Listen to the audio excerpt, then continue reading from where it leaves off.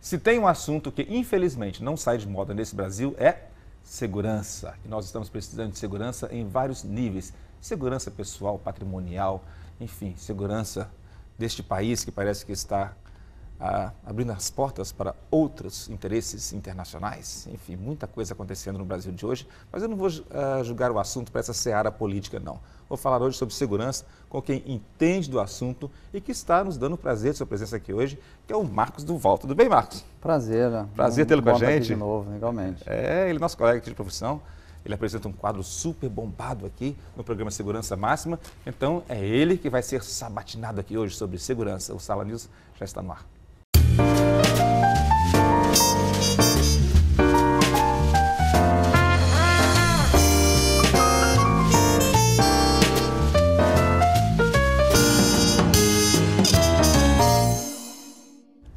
E antes de começarmos nosso bate-papo aqui com o nosso entrevistado top, que é o Marcos Duval, vamos fazer uma pequena reflexão sobre o que aconteceu na abertura dos Jogos da Copa, quando a nossa presidente foi vaiada por diversas vezes. Bom, gente, vaiada é pouco, né? Ela foi xingada por diversas vezes. É claro, ninguém gosta de ser ofendido. Eu não gosto. E eu sou muito ofendido quando eu vejo meu semelhante julgado no chão de hospital, quando eu vejo um brasileiro sem atendimento de saúde, sem educação, quando eu vejo meu próximo sendo vilipendiado, quando eu vejo governantes acobertando gente corrupta, quando eu vejo o nosso país, que tem a economia tão capenga, azeitando os cofres de Cuba, eu sou muito ofendido com tudo isso. Mas não vou pagar na mesma moeda. Não vamos xingar quem nos xinga diariamente. Vamos resolver esse problema nas urnas. Legal? Prato feito, hein? Bom, a nossa conversa então é com o Marcos Duval, que é instrutor da SWAT, olha que legal, SWAT, é bacana, né? Isso me lembra filmes, né? Me lembra aquela coisa de, olha, legal. Instrutor-chefe e fundador do CAT, que é o treinamento policial, não é isso? Exatamente. Empresa de treinamento policial com atuação internacional. Você já está em alguns países? A gente está trabalhando nos Estados Unidos, nós temos uma sede no Texas e na Europa e em Portugal. Sede no Texas? Rapaz, você tá chique, hein? Tudo começou aqui no Espírito Santo, tudo começou na Avenida Vitória, próximo a gente aqui, assistindo uma ação policial que resultou numa morte de um bandido. Olha isso. E aí isso foi mais ou menos na década de 90. E eu assistindo, eu era professor de uma arte marcial chamada Aikido, eu dando aula para os meus... Aikido? O nome é bem sugestivo, né? O próprio nome já... E aí, dando essa aula, eu fui observar uma ação policial que estava tendo na rua, de um ônibus que estava sendo assaltado, um policial tentando agir, o ladrão entrou em luta corporal com esse policial, e assim ele acabou se desvencilhando, saiu correndo em direção à favela, e aí o policial, para querer coagir, para querer dominar aquela situação, fez um disparo, e aí o disparo realmente acabou pegando no rapaz e ele morreu na hora. E foi uma cena que foi a primeira vez que eu vi alguém matando e alguém morrendo na porta, praticamente, deve ser um negócio do meu trabalho. Impactante, né? É impactante. E aí, a partir dali, eu comecei a sentir a necessidade de se criar algo para a polícia no momento daquele. Que ele pudesse rapidamente imobilizar, algemar e conduzir sem gerar lesões corporais, dentro dos direitos humanos. Então, foi isso na década de 90, eu comecei a pesquisar e trabalhar em técnicas. Mas que pesquisa é essa? Você começou a pesquisar várias outras lutas? A minha academia ela era um centro de artes marciais. Então, ela tinha capoeira, judô, jiu-jitsu, taekwondo, tinha tudo. Então eu começava a desenvolver algumas técnicas com os meus alunos e trocava conhecimento com os outros instrutores, testava nos outros instrutores. Isso antes da internet? Bem antes, não tinha ainda essa febre de internet, essa febre de pegar... rede social, não tinha nada disso. E assim a gente foi criando, eu fui criando essas técnicas, aí eu ofereci, aí formatei um curso que chama-se até hoje Imobilizações Táticas, e aí eu ofereci para a Academia da Polícia Civil aqui no Espírito Santo. A academia comprou o trabalho e a primeira turma foi uma turma de delegados. Eles avaliaram com louvor técnicas que eles nunca tinham visto. Alguns eram policiais no Rio de Janeiro, em São Paulo. E aí fizeram sugestão de pauta para um programa, um talk show nacional muito famoso. Pode falar. O Jô Soares. O grande Jô. Você foi no Jô então? Foi, 2 vezes no Jô. E aí eu fui no Jô na época que ele estava ainda no SBT e depois eu fui quando ele já estava na outra emissora. Quando eu tive nessa primeira vez do SBT, tinha um americano dando aula em Curitiba, ele assistiu essa matéria, estava no hotel, assistiu essa matéria, e então me convidou para poder dar essa aula nos Estados Unidos. Então foi assim que tudo começou. Foi assim que criou a sua... eu não esperava, era um trabalho só para atender a polícia capixaba. E você morou nos Estados Unidos então, né? Foi para lá, montou um negócio lá? Ainda trabalho lá há 14 anos, que eu estou lá desde 2000, Morei nos últimos 6 anos, voltei tem 4, mas fiquei muito tempo, aí me tornei membro honorário da SWAT do Texas e trabalhei muito com a SWAT americana. Gente, estou impressionado, hein? Olha que currículo bacana, hein? Você treinou a SWAT, hoje é membro, né, com louvor da SWAT. Eu confesso que até quando eu estava lá, lembrava muito daquele momento de adolescente, de criança, de filmes, né? seriados. Tinha um filme, chamava SWAT o filme, não chamava? Exatamente, SWAT. O seriado. Aquela musiquinha ainda, tananã, tananã, até hoje, todo mundo é uma música famosa até. Mas quando eu estava lá dando aula para eles, realmente eu também me colocava assim, gente, até onde eu fui chegar. Que bacana. Mas no início eles não estavam muito abertos, não. A metade do time não queria me receber por eu ser brasileiro. Preconceito? Preconceito. Primeiro você tem um preconceito de onde você é, porque santo de casa não faz milagre. Então daqui não tinha valorização. Depois eu fui para lá, não se tinha valorização por ser estrangeiro, porque o americano valoriza muito o que é da casa, né, o que é de americano. E na primeira turma, que a gente começou os 15 primeiros minutos, a turma que ficou do lado de fora pediu desculpas e estavam observando através das janelas e tal, e pediram desculpas se eles poderiam então voltar a participar da aula. E é claro, eu permiti, e no final o presidente da Associação da SWAT dos Estados Unidos estava na aula, eu não sabia, e aí ele se apresentou e me fez o convite de passar a ser o professor deles a partir daquela época. Então, desde 2000 até hoje, eu sou professor deles nessa matéria de imobilização estática, tudo que é a parte de controle, algemação, desarme, tudo isso. E você tem a patente disso? A patente? Qual a patente? Desse ensino? Sim, a patente do registro? Tem, o registro? Tem. Tem aqui no Brasil, né?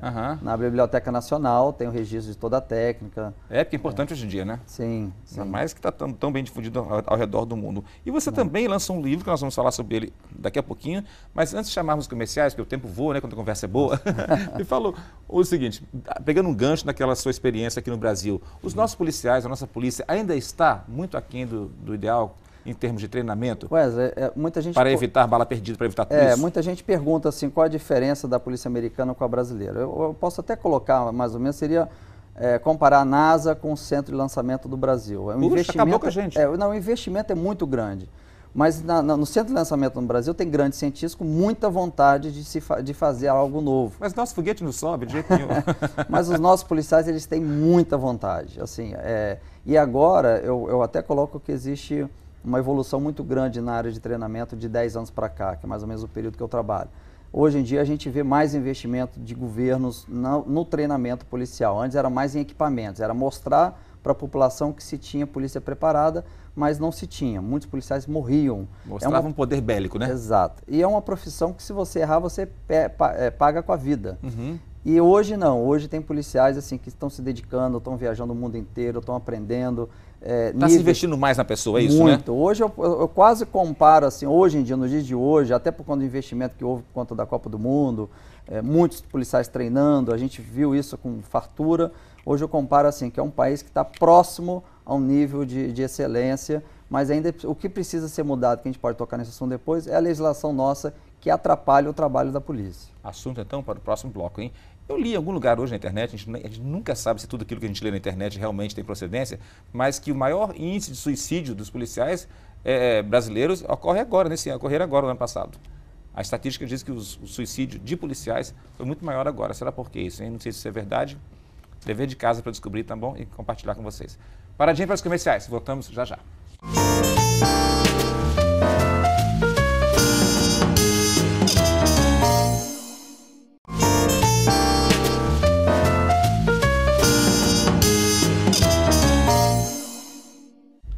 Hoje eu estou tendo o prazer e a honra de estar aqui conversando com colegas de profissão, porque ele também é apresentador de televisão, mas o currículo dele vai muito além do meu, hein? Eu sou só um apresentador, ele não. Ele é instrutor da SWAT, instrutor-chefe e fundador da Caixa de Treinamento Policial, uma empresa que nasceu aqui no Espírito Santo, aqui em Vitória, não é isso, Marcos? Exato. E hoje está em vários lugares do mundo, ensinou a SWAT técnicas de imobilização, não é isso? Exato. Fantástica. E estava me dizendo aqui, um pouquinho antes do bloco anterior terminar, que os policiais hoje esbarram na legislação, é isso?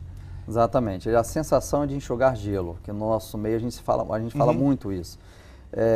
Faz o trabalho de prender, levar, quando ele é julgado, ele é solto, então ele prende várias vezes. Então tem bandidos aqui no estado que já foram presos várias vezes com o mesmo porte ilegal de armas, com drogas. Então a sensação de você trabalhar numa função que você tem sua vida em risco e não ver resultado, e ainda a sociedade com a pressão muito grande da sociedade. Direitos humanos.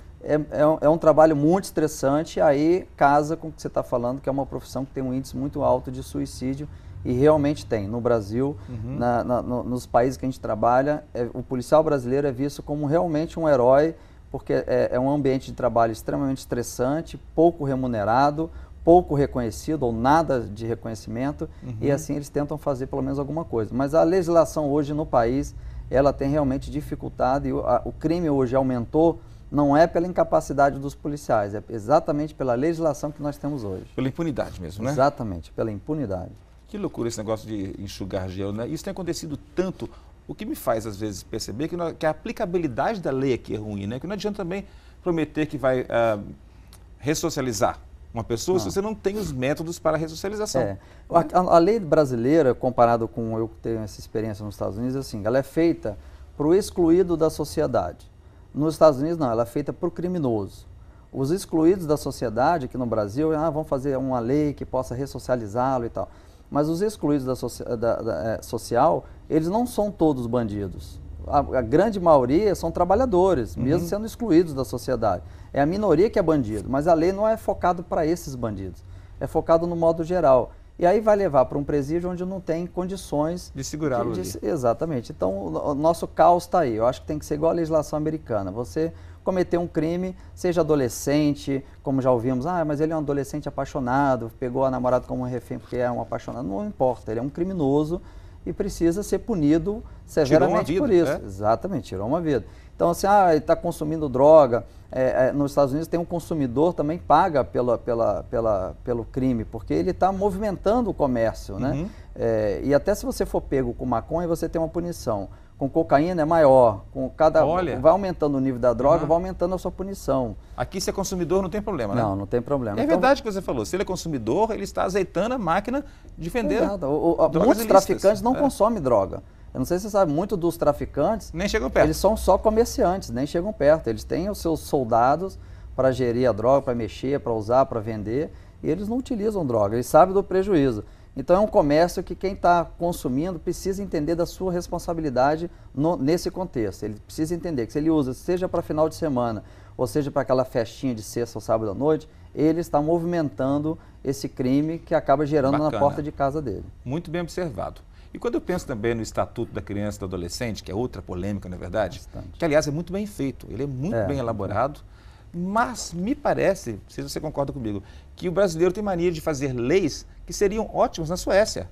Não é verdade? Aqui a lei tinha que acompanhar o crescimento e a evolução democrática do país. Mas você não tem como socializar, como oferecer tudo aquilo para o adolescente que foi captado, digamos assim, a palavra certa é essa, que foi preso. Nos Estados Unidos tem um trabalho chamado tratamento de choque para crianças e adolescentes. É até para nós, brasileiros, até meio chocante. É chocante para eles, então como conta aí, nós. como é que é? Eles levam essas crianças que estão começando a cometer atos infracionários, porque de menor não comete crime, e levam para um presídio onde tem prisioneiros já de bom comportamento que participam desse trabalho, que é o seguinte: levam essas crianças para lá, deixam num pátio, abrem as celas, todos os presos vão para cima deles, gritando: é para cá que você vai ser, se você continuar no crime, você vai estar comigo aqui e eu vou te ferrar aqui dentro e tal. E a criança entra em trauma, em pânico. Isso é feito nos Estados Unidos? Nos Estados Unidos. Depois eles visitam cada cela, ficam presos em cada cela e chegam os presos gritando com eles e tal. E existe uma estatística que 95% dessas crianças que passam por esse tratamento deixam o crime, não voltam mais para o crime. Depoimentos de pais, de mães. Meu filho, num país em que você não pode dar uma palmada, você acha que alguém vai deixar isso acontecer? Não vai acontecer. Aqui isso não vai rolar mesmo. Mas que loucura. Mas funciona. Tem funcionado muito nos Estados Unidos. Agora, cada estado lá também tem uma legislação, tem uma legislação, No Texas, onde eu trabalho, tem até pena de morte. Então, até se você for matar um policial, você é condenado à morte. Então, o trabalho do policial, foi a ideia também do programa Heróis Reais, Porque o policial nos Estados Unidos é um herói mesmo. Você ter um policial na família é muita honra para aquela família. Olha que diferença aqui, né? Aliás, não, peraí, diferença em termos, porque aqui também nós temos muito orgulho dos nossos policiais, Sim, né? Aliás, porque trabalham sob circunstâncias horríveis. Mas aqui a população, às vezes, principalmente daqueles lugares sitiados por traficantes, eles percebem que o policial é quase que o inimigo deles, né? Exato, porque a criança também ali, é um outro ponto que a gente focou que precisava de um programa desse, que a criança e o adolescente, ele vai crescendo nesses bairros, tendo o traficante como seu ídolo. Esses bolsões de pobreza. Ele vê uma pessoa bem sucedida financeiramente, que é o traficante, com mulheres, com veículos, com roupa de marca, e ele vê que não tem condições de ter aquilo, a não ser pelo tráfico. E tem depoimentos de traficantes, a gente tem isso, até o próprio traficante dizendo que realmente eles são os heróis das comunidades. Então o foco desse programa também que nós criamos era mudar isso, é botar o foco. Quem são nossos verdadeiros heróis hoje no Brasil? Não é o jogador de futebol, pode ser o ídolo, mas não o herói.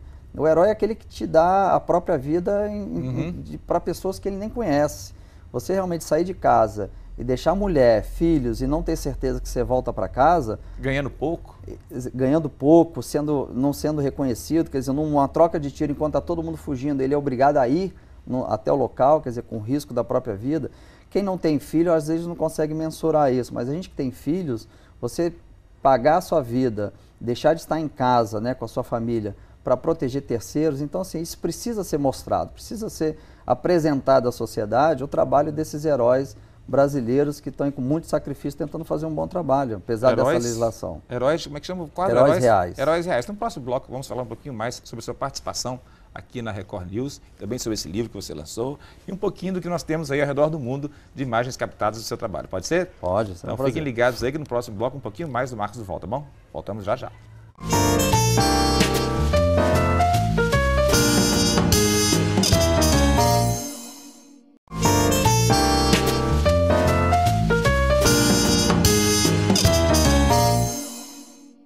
O Sala News hoje falando com Marcos do Val, conversando com ele sobre segurança. É um homem que realmente entende do assunto, que vai desde a SWAT até outros treinamentos especiais que você faz por aqui, não é? Wesley, assim, a minha experiência, eu digo assim, que profissionalmente eu atingi todos os meus sonhos, né? Porque não só para a SWAT, mas acabei dando aula para a Guarda do Papa no Vaticano, já para a equipe de antiterrorismo da NASA, nos Estados Unidos. Então, lugares assim que até eu também me espantava de estar ali, sendo brasileiro e sendo capixaba, né? Mas, assim, profissionalmente eu realizei meus sonhos. Eu acho que agora eu tenho uma missão de tentar... esse programa, para mim, é uma missão de tentar mostrar para a sociedade os bastidores desses heróis que estão aí no dia a dia. Educar, né? Exatamente, educação. Nós temos aqui um VT com alguns dos seus trabalhos. Vamos ver?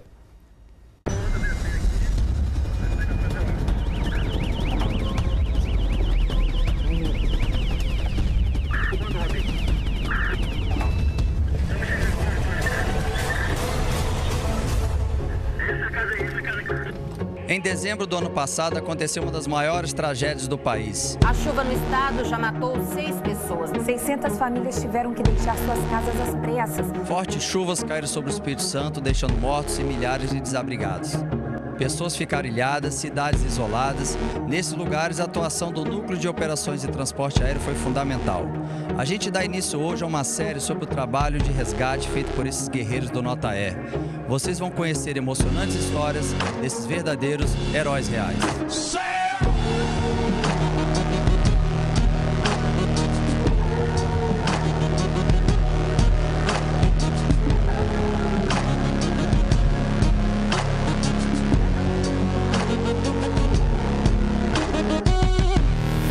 Sei que vocês não vão esquecer de fazer o bem. Quem faz o bem, né, merece as graças de Deus.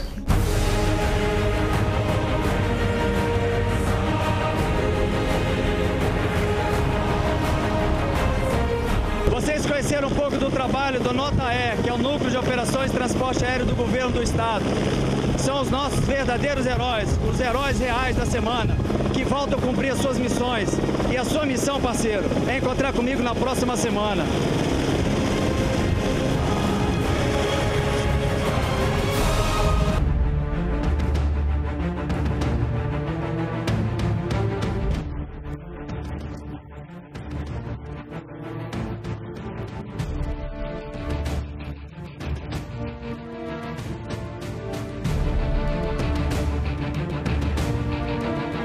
carreira de um policial não é nada fácil, exige muito preparo para enfrentar todo tipo de ocorrência, todo tipo mesmo, até mesmo sequestro de uma aeronave, que pode parecer uma situação rara.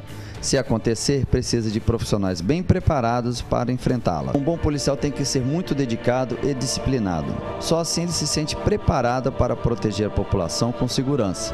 E é por isso que eles são os nossos heróis reais.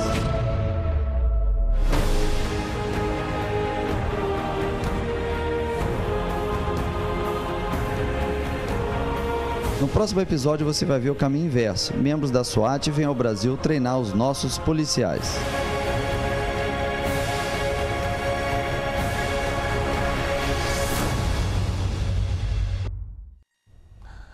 Uau, que emocionante! Super bacana, dá vontade realmente de entrar ali e aprender a fazer aquelas manobras todas com você, entrar no filme como aquele. A ideia é valorizar mesmo, assim, mostrar os bastidores de um trabalho policial, como é que eles treinam, quais são as missões heróicas, né, que eles tiveram. Nós entrevistamos um policial americano que foi da Guerra do Vietnã, quer dizer, foi abatido 2 vezes na guerra, sofreu, voltou, depois foi ser um policial americano para tentar ajudar a sociedade americana. Puxa, que Enfim, bacana. é muita história. História de vida, né? É, muita história de vida. E esse programa é isso, é realmente para que um dia, o meu sonho, Wesley, é um dia a polícia sair na rua e ela ser aplaudida. Aonde ela chegar, ela ser aplaudida, ser reconhecida. E assim a gente ganha em 3 pontos. A gente ganha, no primeiro, a sociedade valorizando o trabalho da polícia, é menos menores infratores que vão surgir, que eles vão querer ser policiais, não vão querer ser bandidos. A outra, a própria instituição policial, ela vai ser muito mais rígida com a contratação, com a seleção dos seus profissionais, e os que já estão pertencentes a essas unidades vão treinar, vão se aperfeiçoar cada vez mais para sempre se superar. E a outra, a sociedade participa mais com o disque denúncia, ela participa mais da segurança pública, aí o crime vai começar a baixar. Então o caminho é esse, por experiência que eu vivo em outros países. Ok, e o programa vai ao ar? Esse programa, o nosso quadro, ele vai toda terça-feira No Segurança no Máxima? Segurança Máxima, que o programa Segurança Máxima é de segunda a sexta, 12h30. Mas o quadro somente é na terças-feiras. Ok, bacana. E esse livro bacana que eu tenho em mãos aqui? Então, esse livro foi uma ideia da escritora Ana Lígia, ela é de Pernambuco, ela fez essa proposta para mim, para contar essa minha história, que servisse de exemplo assim, das pessoas que têm sonhos nas carreiras ou na vida pessoal, pudesse atingi-lo, né? Eu relutei muito. O projeto ficou parado 2 anos, ela mandou para mim todo o material para que eu pudesse ler, aprovar, e assim ficou guardado durante muito tempo, até que ela foi com um argumento que foi irrecusável. Irrefutável. Ela chegou para mim e falou assim, acho que sua filha um dia vai gostar de saber toda a sua história. Aí Pronto. Aí resolveu. Aí ela me convenceu. Marcos, muito obrigado pela sua presença e muito obrigado pela sua presença aqui em nossa rede, né, nos ajudando a fazer um mundo melhor. Bacana, gostei mesmo, hein? Eu que agradeço. E essa não é uma frase padrão, não, é uma frase do coração, porque isso realmente é o que nós queremos ver. As pessoas aplaudindo os policiais, gostei disso. Isso aí, é o meu sonho, eu espero que a Record News está me dando essa oportunidade, o seu programa, então só quero agradecer, é um prazer estar aqui. E a sociedade, vamos acreditar nos policiais, porque realmente eles são os verdadeiros heróis e vocês vão ver isso nos nossos programas. Yes, yes. Ok, chegamos ao final dessa edição especial bacana do Sala News. Eu espero você sempre de segunda a sexta e não vai fugir não, hein, que eu vou atrás e pego você de volta. Eu não gosto desse negócio de você indo para outras bandas não, viu? Seu negócio é comigo aqui, segunda a sexta, não foge não.